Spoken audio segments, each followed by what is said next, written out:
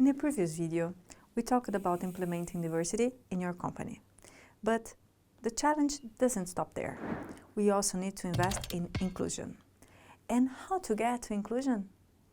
First, we need to create an environment where people feel comfortable to express what they really are, without having to waste energy trying to be someone they're not, just not to be judged.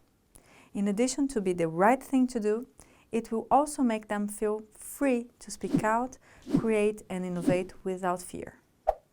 Second, establish corporate governance and management practices that make the workplace environment conducive to listening.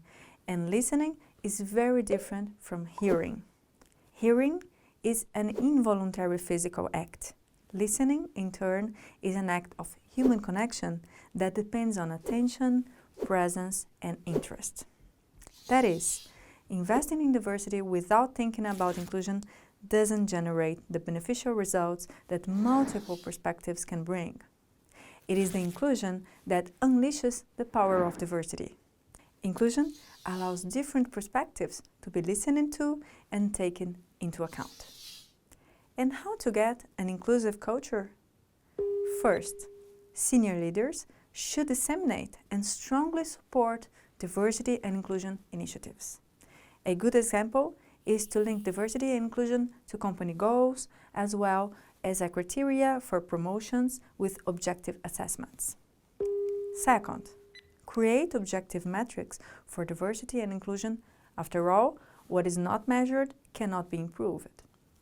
These indicators should be tracked in order to identify the areas that are doing well and the ones that need to be followed most closely by the senior management.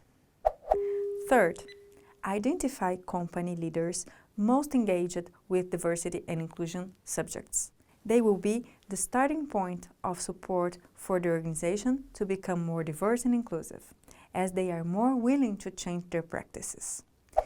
In addition, it's important to invest in specific trainings that provide practical guidance on what to do and not do on a daily basis. Fourth, give visibility to the results of the leaders who are committed to these matters. One idea is to reward those who strive to do things differently.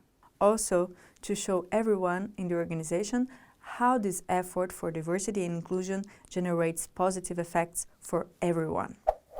Fifth, have a zero-tolerance policy for prejudice, discrimination, and bad behaviors.